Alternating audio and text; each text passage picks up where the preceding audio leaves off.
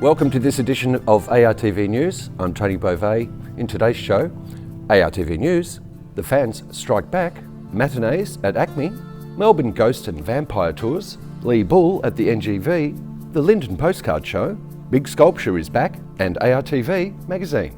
Step back in time with the Vaudeville Review at the Speakeasy Theatre. This dazzling show brings the charm and excitement of 1920s vaudeville to Melbourne, featuring a mix of comedy, live music and dance. This intimate cabaret setting immerses the audience in an unforgettable night of classic entertainment. The intimate cabaret setting immerses the audience in an unforgettable night of classic entertainment. Whether you're a fan of vintage performances or just looking for a unique night out, this show is a must-see.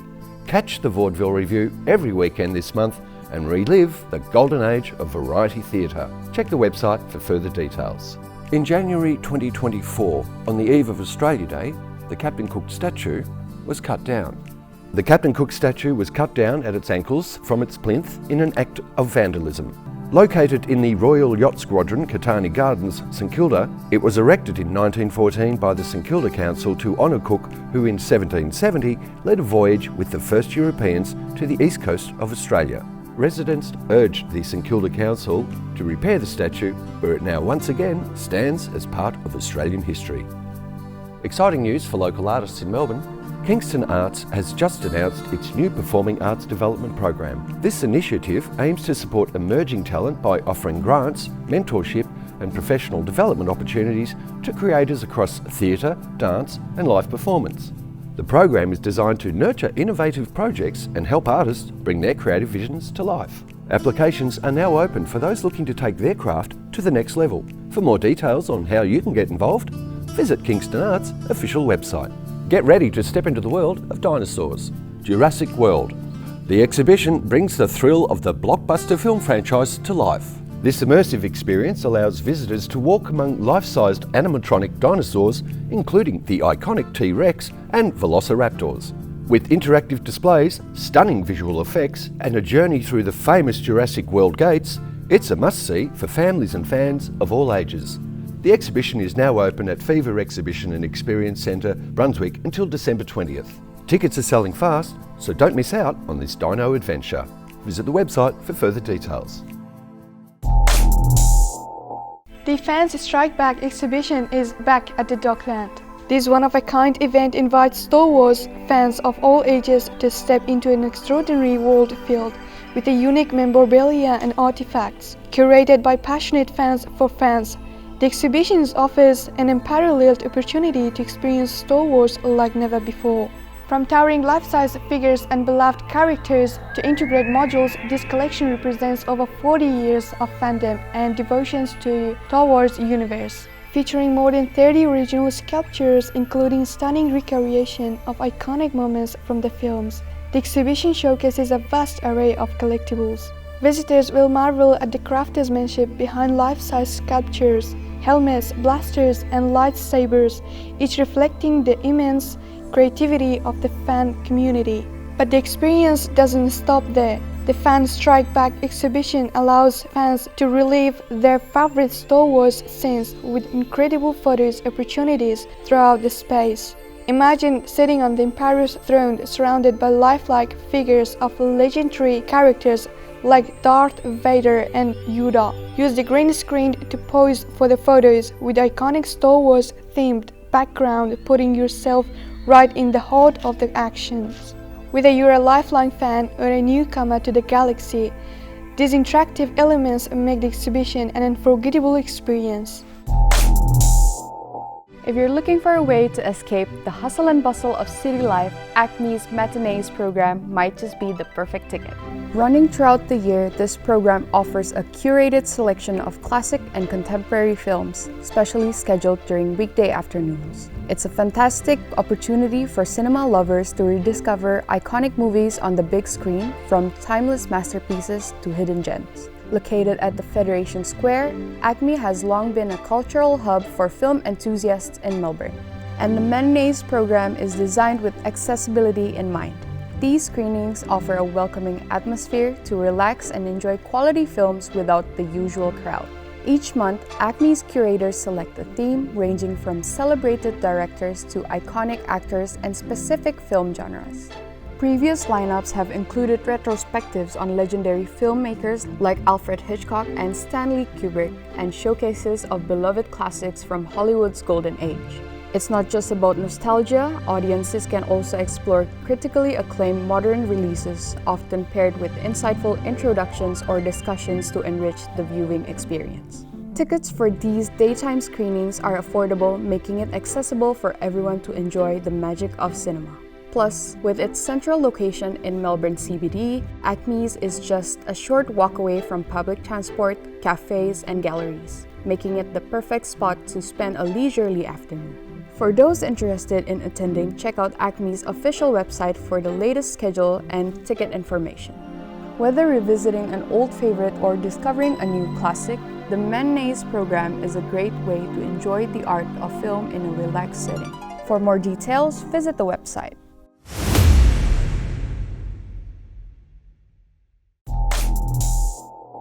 Ghosts and vampires take over Melbourne. Melbourne's airy past comes to life with a growing trend of ghost and vampires tours that take brave participants deep into the city's dark and mysterious history. From tales of haunted prisons to shadowy alleys, these tours are offering locals and tourists alike a chilling adventure. One of the standout experiences is 1.5-hour-old Melbourne Ghost Tour, a spine-tingling journey through the city's historic heart. Operated by local experts, the tour leads group down dimly lit laneways and past iconic landmarks like the old Melbourne jail. Known for its haunted reputation, the jail once housed infamous figures such as Ned Kelly, whose ghost is said to roam the premises. Tours participants are treated to captivating stories of opium dens, notorious criminals, and unexplained phenomena. The tour offers more than just a fright, said one participant. It's a fascinating look at Melbourne's history and the people who shaped it. Available via Get Your Guide, the Ghost Tours has gained popularity for its engaging storytelling and ability to transport visitors back to a time when Melbourne was a much darker place. But the Old Melbourne Ghost Tour is just one of many options.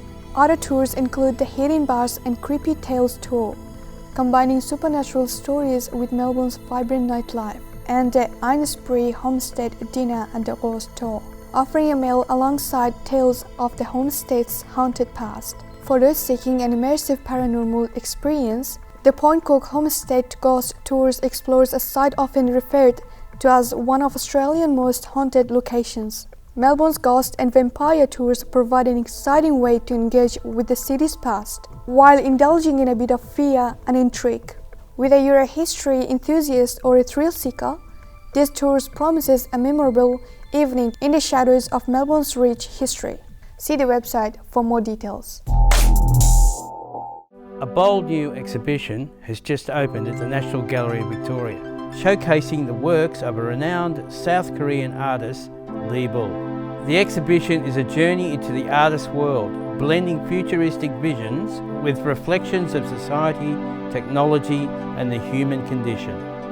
Known for her striking sculptures and installations, Lee Bull's work challenges the boundaries between art, architecture, and performance, inviting visitors into the immersive spaces filled with mirror surfaces, metallic forms, and intricate details that captivate the imagination. Lee Bull's art is celebrated for its exploration of utopian ideas and dystopian realities. Visitors can expect to see more of her most iconic pieces, including her cyborg-inspired sculptures and large-scale installations that reflect on themes of transformation, beauty, and decay. This exhibition highlights over 3 decades of her career, featuring a diverse collection of works that range from early drawings to monumental installations that have captivated audiences worldwide. One of the standout pieces in her breathtaking Willing to be Vulnerable series, which uses a range of materials like fabric, metal, and glass to create a suspended, dreamlike environment that questions our relationship with modernity and progress. It's a thought-provoking experience that delves into humanity's quest for perfection and the limits of technological advancements. NGV's director described the exhibition as a powerful exploration of Lee Bull's visionary artistry, offering both a critique and celebration of our collective aspirations. The exhibition also includes a series of public programs, including guided tours, talks and workshops to provide deeper insight into Lee Bull's work. The Lee Bull exhibition is open until January 2025, giving art enthusiasts and curious minds alike plenty of time to immerse themselves in this visionary display. Tickets are available now on the NGV website. Don't miss your chance to experience one of the most innovative artists of our time, right here in Melbourne. Visit the NGV website for further details. Linden Postcard Show is back from 7 December, showcasing over 1,000 works from hundreds of artists from every Australian state and territory. This is an exciting opportunity to immerse yourself in the prominent feature of Melbourne's visual art community for over 3 decades. The exhibition features a wide array of artistic expressions, from the vibrant cultural heritage of First Nation artists to masterpieces of established artists like Sarah Crow's different approaches or Jacques Stockdale's compelling historical female narratives. There are many more artists for you to explore, as each offers a unique perspective that promises a diverse and engaging art experience for all attendees. Linden provides over 100 free entries through their social partners, including Better Health Network, Artburst, Port Phillip Community Group and Art Projects Australia, as well as free entries for First Nation artists. These initiatives demonstrate Linden's commitment to providing accessible and engaging cultural experience for everyone. This year's Linden Postcard Show is proudly supported by a range of local businesses and community members from St Kilda, presenting 15 prizes totaling more than $10,000. Highlights include a News People's Choice Award and a dedicated First Nations Award, underscoring Linden's commitment to recognizing and celebrating diverse creative voices within the Australian art community. Immerse yourself in the celebration of local art at the Linden Postcard Show 2024. Whether you're looking to admire or acquire unique pieces for your collection, this is an event you won't want to miss. More details are now available on the official website. Adrian and Mariella, could you talk a little bit about how Big Sculpture started? We started 5 years ago. Yes, 2019. The Big Sculpture in Veg Out is the first biennale we planned. Basically approaching the Veg Out Community Gardens at an annual general meeting and asking them whether we could put on a big sculpture exhibition in the gardens because it was a perfect venue for it. And them agreeing to it, and then further discussions and setting out the things like prize money and where the sculptures were going to go, and it just rolled on from there. So that was the beginnings. And the beginning was a competition also, exhibition yes. and competition, and that we had 2 of those at Veg Out Community Gardens. And the prize money went up and up and up, and so it's very attractive. In fact, we say the sculptors there had a 1 in 4 chance of going away with a prize, and that may be monetary prize, or it may have been a funded prize by a foundry to create a sculpture. Then the second was in 2022. And in between there was a kind of fake call to arms, and COVID set in, so we were unable to do it. How did COVID impact the Big Sculpture during those times? Well, we say the 2022 Biennale, which really happened in 2021, was 2 weeks out from opening when it was cancelled. But in that year, the City of Port Phillip funded us an exhibition in the South Melbourne market, which was really successful, wasn't it? Yeah. They had 4 big sculptures in the South Melbourne market. It was originally there for 6 weeks, and it extended. How long did it go for eventually? I think it went for almost 3 months. 3 months because it was so popular. Could you tell us of how many sculptures that are being portrayed in this exhibition? We have 20 large sculptures. In 20 different places. Different sites, yeah. Could you tell us a little bit about the sites, where it's going to be? We started off in Ackland Plaza at the tram terminus and in Ackland Court, inside the court with a big suspended work there too, hanging from the ceiling. It's going to be exciting to see. Then we go to work on a plinth in the window of readings, and then there'll be one on the corner of Ackland and Robe Street, and then onto the Linden, which is our hub, and there will be 3 spectacular works there. What can I say? As well as a surprise guest. Yeah, that's right. That's true. That's true. The surprise. A surprise. It's a really exciting surprise. Then from there we to Theatre Works and Christchurch in Ackland Street, at which point we cut down Wimmera Place to Alfred Square Reserve, and we've got 2 there. 2 there, yeah. And then we cross the road to the Upper Esplanade with another spectacular work that will be actually situated in one of the market stalls, and so we'll have the sky and the sea as its background. So a lot of people will be seeing that as they drive by, and then we'll have another spectacular work at the front of the Palais. And then we've got one work by an artist, but made up of 2 parts, pretty close to the front of Luna Park, and then 2 really interesting works. One large and one winding up palm trees in O'Donnell Gardens. And then we finish with 3 works at the St Kilda Community Gardens. Yep. Yeah, which is where we started. Could you tell us a little bit about who are you guys partnering with? Who are your sponsors that you're doing this with for the 3rd big sculpture event? Well, yes, the 3rd big sculpture event is radically different to the previous 2. And that's because we have been given the opportunity to move into the streets of St Kilda. We're approached by Partridge engineers who do the engineering for specs for Bondi Sculpture by the Sea and Cottesloe, and they loved what we did, and they said, we'll partner with you on the condition that you come out of the community gardens and onto the streets, and that was really the beginning of this journey, and that was probably about 18 months ago. About and 18 months we've ago. been working on it ever since, pretty much. And that sponsorship led to other sponsorships, but particularly with the City of Port Phillip, with the Cultural Development Fund grant. And that was critical to us going, because we have to work with council in order to do such a big public event in the public domain. So the City of Port Phillip was the next big sponsor we had, and we were very grateful to them for that. Mm-hmm. And then we had others, and they were so we have MAP, Monash Arts Projects, Callum Wharton, Professor Callum Wharton, who judged the 2nd Biennale that we did, just hopped on board as soon as he heard that we were heading for the streets, and they've been a great support in this project.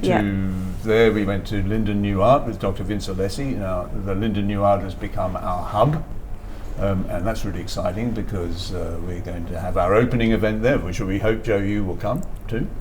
And that will also have panel discussions and workshops for the community based around sculpture, plus have 3 large sculptures in the grounds of Linden New Art. What is the future to big sculpture after this? Where are you headed towards? Where are we headed, Mariana? Where are we headed? We're headed up to there. We really hope to, but we really need the support of community. We really need the support of council, and we've also need the support of local businesses. I mean, the most recent business we've brought on as a major sponsor is Luna Park, and they're really excited about being with us, as well as the smaller community groups like the Veg Out Community Centre. That's really important, and the Vineyard sponsors, the traders, Ackland Street traders. How can we forget the Ackland Street? Yeah, we couldn't. I can't. They have been fantastic, on board from the start. They also really admired what we achieved previously, and we're all wanting something more in Ackland Street that would, keep people in the street and have a bit more attention, especially around the plaza, having more of a positive atmosphere around there and attracting people to look at art amongst the other things that people do in St Kilda. But you know, looking at art's pretty important, and probably the trail is a great way of capturing people, introducing them to Acland Street and the richness of Acland Street, not just the part where the shops are, but further down. And importantly, it's the Acland Street traders that are funding our website. They've funded the website. We've had multiple meetings with them, and we're just trialling for this exhibition for the first time one shop window, which is in Readings. Although there's been a lot of interest from other traders to have a small sculpture in a shop window, because where you asked Joe where we're going to next, we'd really like in the off years, because biennales happen once every 2 years. In the other years, odd years, we might be thinking of doing a sculpture exhibition in the windows of Acland Street and Fitzroy Street. So exciting things. Yeah, linking those two commercial precincts with a great walk and a lot of hopefully interaction with people, and getting them to actually look in the shop windows and maybe have discussions. Maybe they don't like the sculptures, but at least they'll be talking about it. Could you give us the details on when this is going to be happening? Well, it's been happening for us for the last 18 months, and in the last 3 months it's been every day. But the opening is, I think we should say this together, Mariana. The opening Sunday, the 15th of December at 2:30 at the Linden New Art. Yeah. And it extends all the way through to February the 19th, which is just after the festival, the St Kilda Festival. It's up for 10 weeks or so. Yeah. The opening we'll be having Dr. Vincent Alesi, who's the CEO of Linden, opening the exhibition, as well as the Mayor. So we're pretty happy about that. A lot of interest. It's great actually having the Mayor, Councillor Louise Crawford, along. She's a new Mayor, of course. She's really supportive of the arts. And as I say, just to really plug City of Port Phillip again, we couldn't be doing it without the City of Port Phillip. Really couldn't. We have to have their backing. Yeah. And the team, the events team, and there are maybe 15 people at council that we've been working with to make this happen, and they've been working tirelessly to help. So we're really positive about that. Thank you so much, Adrian and Mariella, for doing this interview with us. We're so excited to see the big sculptures happening this year. And we're very excited to have had the opportunity to come and speak with you, Joe. So Thank you, Joe.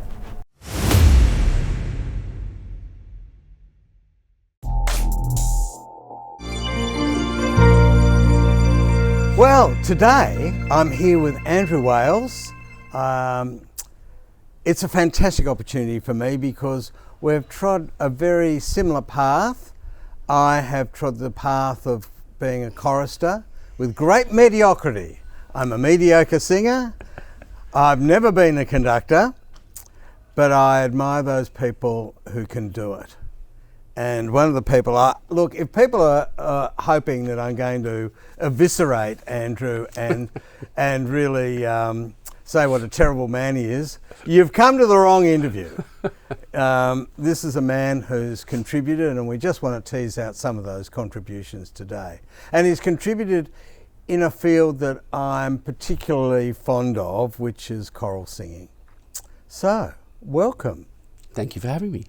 It's a pleasure. Now, can we go back to the very beginning? My beginning as being a mediocre singer was I was in the Australian Boys Choir. When you ask choristers, particularly men choristers, how they started, it inevitably started in their early years when their parents, namely their mothers, bunged them into a choir. Did that happen to you? Yes, in a slightly different circumstance. My father had been an amateur church musician in his younger life, and Mum had studied music in England at Cheltenham Ladies College and played a bit of piano, and I think she was a little bit shy to sing. She had a slight It is confronting. Yeah, she had a slight hearing problem too, so probably singing for her was always difficult, but she could actually sing in tune. I used to think she sang really very well. But she was just very much an amateur, and Dad was a very keen amateur who'd sung a lot, but as an untrained musician, as a church singer. And at about the age of 6 or something, he had a very close friend who was then church organist at the local church, and we got dragged up for Christmas or Easter one year, and I was probably Uniting or Anglican? Anglican. Right. That's where all the best singers come from. That's sort of true. I'm a bit addicted Yep. to evensong, and whenever I go to places like St Paul's in Melbourne or Westminster Abbey. Yep. York Minster, all those great cathedrals, and it's a 1,000-year-old tradition of musical excellence, and it's based on those great services like Evensong. And so that was my introduction to church music. I got grabbed by the local organist, sort of made to sing 3 notes. Could sing in tune, excellent, he'll do. Threw him into the choir. Before I knew it, I was a little kid in a red cassock about this tall, and I learnt the ropes. That's the way the English tradition is. You sort of learn on the go as a little young boy, and eventually after 6 months, something you get your surplus, and after that you get promoted. Anyway, long story short, I learned to read music, I learned to sing in tune, I learned to, all through the church? All through that, and then went to school, started playing, and at school I didn't sing at all. I considered myself a musician as a flautist. I played flute. I was a flautist, I did flute at year 12 level. There you go, so we've got quite a lot in common, and so I worked out pretty early that I didn't really want to do flute full time. I didn't really presume I was going to be a singer full time. I was going to be a barrister. I was doing law at uni and politics and political science and law, there you are. And I fell into conducting. And so the singing had become professional. I sang as a church musician. I sang as a chorister in big choirs like the Melbourne Chorale, which is another group that we share in our past. I'd sung for a little while. We were a professional early music group, and we toured with Music Victoria, Music Aviva they were back then, Music Aviva Victoria. I'd done a little bit of opera. I got a principal gig with Opera Australia in Die Meistersinger. And so before I know it, I'm singing, and someone says to me, what do you do? And I'm scratching my head thinking, I'm a student. I'm doing law. Hang on, I'm actually doing music. And it took me a few while But you didn't go through the con? No, I had a very unconventional background. I was singing and playing pretty much every day of the week. I was an assistant conductor at the age of 16. I went to uni, I became the assistant conductor of the choir there at the age of 17. I was invited to take on my first choir as an 18-year-old, 19-year-old. And so I was getting all these gigs just through word of mouth reputation. So clearly I had some ability, else people wouldn't have asked me to do it. And I never considered myself to be a serious musician at that stage. I just got on with it and did it. And that was, I suppose, the old, I'm showing my age now, back then there wasn't the stress on the formal academic paperwork to go with being a musician. I mean, most of the Melbourne Symphony Orchestra back then didn't have music degrees. That's right. In fact, the good ones didn't. Yeah. And the lesser players tend to be the ones that got all the way through the uni and finished their degree, because the best players would leave and get a job before they finished the piece of paper. My best teachers at school were all the ones that were least qualified on paper. Yeah. And so the world's changed. My flute teacher, played the wooden piccolo in the Queen's marching band, so around Buckingham Palace. Yeah. And like he was as rough as guts, but an extraordinary technician who could play anything. And I had an interesting background because my flute teacher, my main flute teacher, used to play reeds and flute with Mondo Rock, and her hubby was Greg Ham from Men at Work, and Linda was known as Greg. Toots, in the jazz world. Wow. She was just as known as a saxophonist as she was, and a fabulous teacher, and taught me so much, and I still really fondly remember her. And Greg, it was a tragedy what happened with Greg. I remember, Greg was in Men at Work. Yep. He was the flautist and saxophonist, woodwind and everything. Guru in general.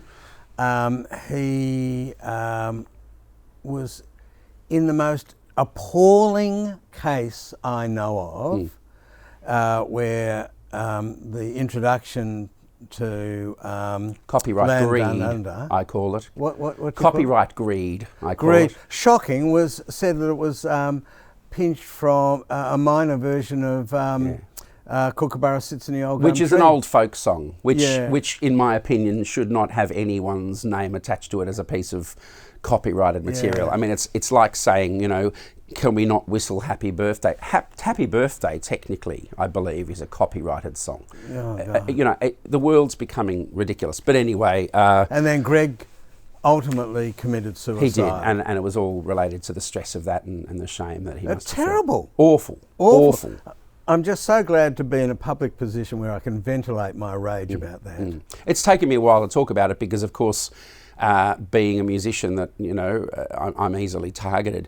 Anything I say can get taken by someone else.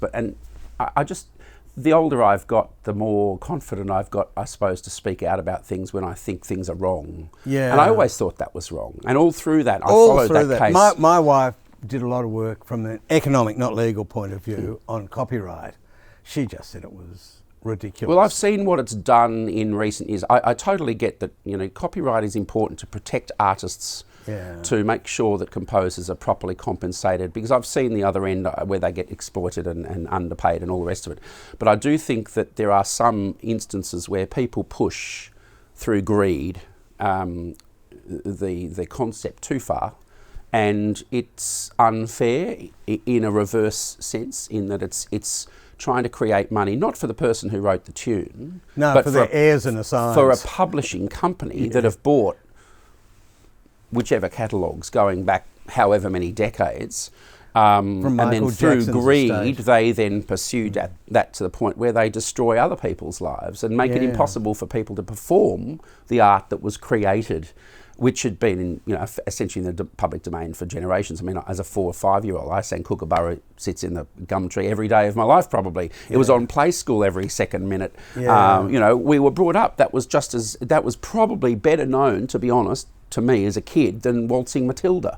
Now, are we going to slap a copyright on Waltzing Matilda, and every time the Australian crowd sings it at the AFL or at the Olympics, start suing people for breach of copyright? Anyway, no, it's awful. We digress. I think we digress. These are the things conductors have to deal with. Yes. Now we have to deal with all of these things. So I came into music in an unconventional way, but in a way that was probably the norm up until relatively recently, particularly in England, which is more the influence of my background rather than America.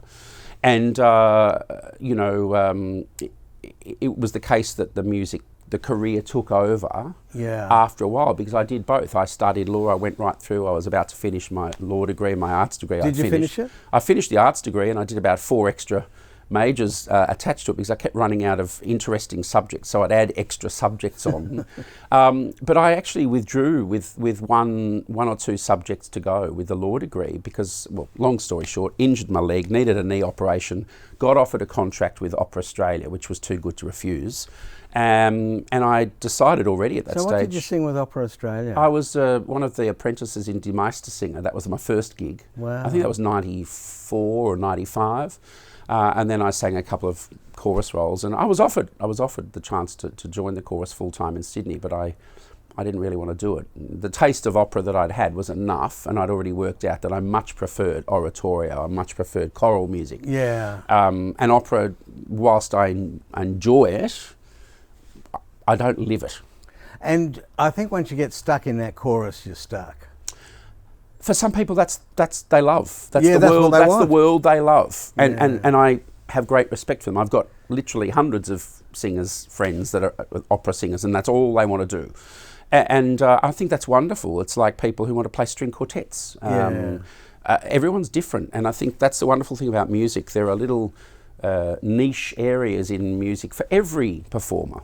Whether it's someone who just wants to sing in the back row of a big symphonic chorus, someone who wants to sing 4-part female a cappella barbershop music, someone that wants to sing out the front and be a lead, a principal in an opera, music theatre singers, folk singers, people that want to strum a guitar in a pub on a Sunday afternoon in front of a log fire. There's a place for them all. There is a place, and it's quite diverse. Absolutely, and you can be great at any of them. Each to their own. Now, I've got 2 more questions for you. The first is, I've got this extraordinary biography, full of extraordinary gigs. Oh, I thought you were talking about yours. I wish. Mediocrity personified. No, you've got an amazing bio. I just want you to highlight currently and maybe in the recent past some of your best gigs and why they were so good. It's an interesting thing because if I ask anyone else, read this list of hundreds of concerts that I've done over the years and pick out the most important ones that you think are the highlights, they will probably pick out things that I don't even consider to be worthy of putting on the page. Right. Because they'll be associated with big events or big names. Yeah. Now, in some instances, it meant nothing to me at the time. It was work, I did it, it was fun for a night, you move on. And for some people, that's amazing. And I can put on my CV that, I stood in front of KISS, in front of 50,000 people and waved my hands and wore the makeup and was a relay conductor and trained the children's chorus. It's an unusual gig, but for some people, that's a highlight. Yeah. To be on stage with KISS, that's a big deal. I toured with Bocelli a year or two ago and I was his orchestra manager and assistant conductor and trained the chorus and did all that. And that was fun because I had multiple roles. Right. But I still wouldn't consider that to be a sort of a highlight per se because I wasn't responsible for the whole thing. I would take the highlights to be those concerts where I've trained the chorus, picked the orchestra, booked the orchestra, trained the orchestra, chosen the soloists, coached the soloists, conducted the gig, and it's been a great success and it's been a great organic work. Whether it's the Dream of Gerontius or Verdi's Requiem or Handel's Messiah a million times. My or second favourite Requiem. Whatever else. There's some great ones. Oh, Forays. Foray is one of my favourites. I can't separate them. As my neighbour said, not a bung note in it. It's stunning. It's one of the most perfect works. In fact, I've often said, if anyone was to ever perform a Requiem in my absence after my passing, I'd prefer they went to the pub and spent some money on the bar, but I would probably choose the Foray simply because it's so elegant. Yeah. It's compact, it's elegant, it's not verbose. But I love the Verdi. To conduct, it's one of my favourite works, and to conduct it, it's a thrill. It's a great work. I love the Mozart Requiem. Amazing. Amazing. So I love the thing about the Britten Mozart Requiem. They're all fantastic. Is that it appears in every second. Yep. TV show when there's a sad moment. Dies Irae, Lacrimosa, iconic. Exactly. And this is and no one knows it. No. We're all watching, Morse or something and these are one of the things about classical music that subconsciously classical music is actually in the public domain all the time. People are listening to classical music all the time and they love it. They just don't know it. They don't know what it is. I have friends who will often say, oh, what's that piece? What's that piece? It's like it's really great. It's got lots of there's violins and there's a big choir in it. It's like, well, that's not narrowing it down. No. And then eventually we'll lead to one of the inevitables. It's the Dies Irae of the Verdi Requiem, or it's the Dies Irae of the Mozart Requiem, or it's the Lacrimosa, or it's the opening bars of or the finale of Mahler 2. Or these iconic moments that are so often in a film, so often under-advertised. So we've used some words that people might know. Can I just explain? A requiem is about death. It usually starts off with dramatic, scary music, and it finishes with a serenity of coming to terms with death. And a requiem is... It's a mass for the dead. It's a mass for the dead, and it's broken up, like pop songs, into bits. One of the things, I say to people, you don't have to be a Catholic to appreciate the power of the words of the ordinary of the Catholic Mass. Yeah. I'm not a Catholic myself. I taught at the Catholic University for 11 years, but I'm not a Catholic myself. But I respect and understand the tradition that those words represent, because these words are going back 1,000 years to the times when people didn't read or write, and all they understood were these words which described the difficult aspects of life: birth, death, baptism. Oh, it's amazing. Etc. And so the music over those centuries has been written to accompany those words, and so that's why there are so many great masses and requiems and so on. And I suppose now in the modern age, it's not that dissimilar to the fact that so much music now is written on completely different ideas. It's generic. It's often designed specifically not to be linked to one faith or one culture. You know, so you get a lot of words now that are made up, words that are meant to sound old and mystical, but they're actually made up words. And those types of pieces now are probably just as common now as writing a mass was 200 years ago. So, you know, one of the great things about music is it always evolves. And so if you ask me what are the greatest concerts I've ever done, I'd find it hard to put on one hand. It could be something very small that just goes beautifully. It could be something small that was very meaningful for an audience. It could be a massive work which is a career highlight because I just think, my goodness, that was a lot of work, but geez, that went well. One of the most memorable moments, very modest performance down in Portland, in the Portland Civic Hall. And I did a little Bach cantata. In the far west of Victoria? Far Victoria? west of Victoria, 5 or 6 hours drive from Melbourne, a long way away. I used to run a little festival down there for the local people because they very rarely got any classical music. It might get to Warrnambool, but it would never get as far as Portland. Yeah. And it might get as far as Mount Gambier coming from Adelaide, but they wouldn't cross the border into Victoria. So it's sort of like in no man's land in the middle. That's right. And so I used to take a little chamber group, a little chamber orchestra and a little choir, and I'd work with the locals and run a little festival down there. And the very first time we did it, one of the highlights of the festival was a little Bach cantata, which brought all the people that I'd taken down together. We formed a little chamber orchestra. I was conducting, one of the soloists, chief orchestra wrangler, chorus master. We had a little choir, did this thing. And there was an elderly man sitting in the front row and he was bawling his eyes out. And I thought, oh, something must have happened. He looked very sad. And he came up to me afterwards. He was quite frail and he waited patiently whilst various people thanked me and spoke to me. And I was concerned that something was wrong. And I saw him and I actually went over to him because he was quite frail and he'd sat down and I said, is everything okay? And he said, oh, I just wanted to thank you for such a beautiful performance. And I said, oh, that's lovely. I said, it's a pleasure to come down and share music with you. And I said, you seem to be upset. I was a bit worried that something caused you to be upset. And he said, no, he said, I've always loved the oboe. And all my life I've listened to recordings of oboes and I've always loved it. And it is amazing. And I've never heard one play live. This was a man in his 80s. Is that right? And it dropped me. Yeah. It dropped me. He said, I've never heard an oboe play solo before live. And he said, when the oboe started playing this Bach cantata, I couldn't help myself. I got emotional and I started crying. But he said, now I can go to heaven and I'm happy because I've heard the oboe. Now, that is still one of the great highlights of my career. That's a beautiful story. Even though I wasn't playing the oboe, yeah. The fact that I'd taken music to people that really appreciate it. No, that's a beautiful story. And I think you ask any classical musician and they'll tell you, a little performance in a country town hall that's appreciated by the local people, or a remote Aboriginal community in Northern Territory, or a small farming population in outback New South Wales, wherever. Often those performances are more meaningful than performing at the Sydney Opera House or the Melbourne Town Hall or Hamer Hall. And so it's a personal question. It's a hard one, though. Yeah. So I can't. No, great answer. I can't give you a good answer that's short. No, you gave me a great answer. But that's what music does to you. Yeah. So I've got one last question. From my observation, community singing is sort of going through the roof. There's lots of new choirs, community choirs. Is that your observation? And yes and no. It's hard to give a short answer again. I totally know what you mean. They're more obvious.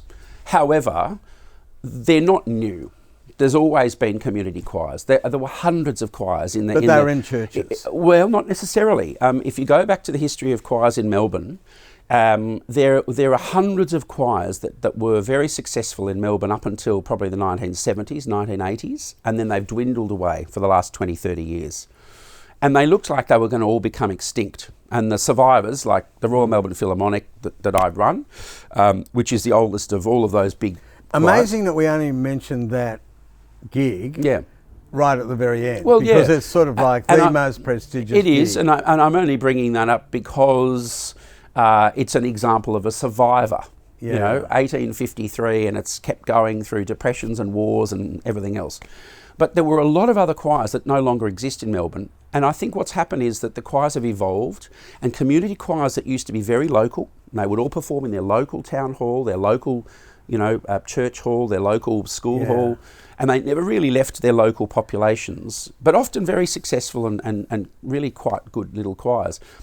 It became too hard to survive financially. There was no funding. Halls that used to be free started to become expensive to hire.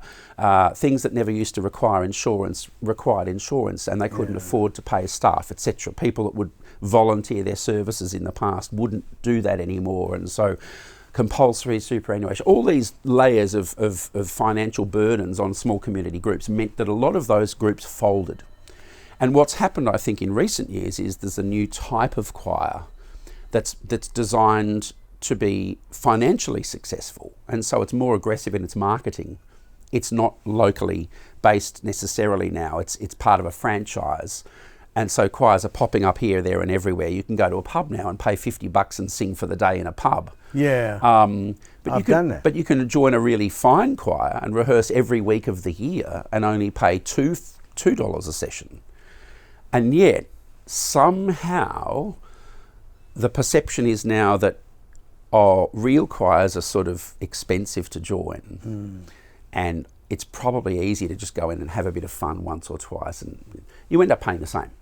But I think it's the marketing has changed. And I think the diversity of choirs, they all looked a very similar beast in the past. I think now, if you want a choir that specialises on, singing Latin music with bongo drums on a Tuesday night in Fitzroy, that only does it in Spanish, and it's aimed at Jewish people, you'll probably find it.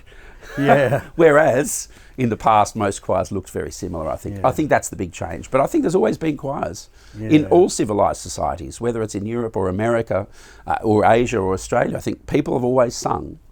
And there's a very powerful aspect of group singing, which I think is the most underrated aspect of choral singing. And as you know, it's that tribal sense of it's togetherness. very seductive. Yeah, and it's educational, and it's good for stress levels, and it's a great way of meeting people.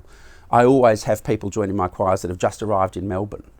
They might have come from Germany, they might have come from New South Wales, they might have come from New Zealand, they might have come from far north Queensland. But they need a group of people around them, and the first thing they look for is a choir to join. And back in the day, they would have looked for a church. Yeah.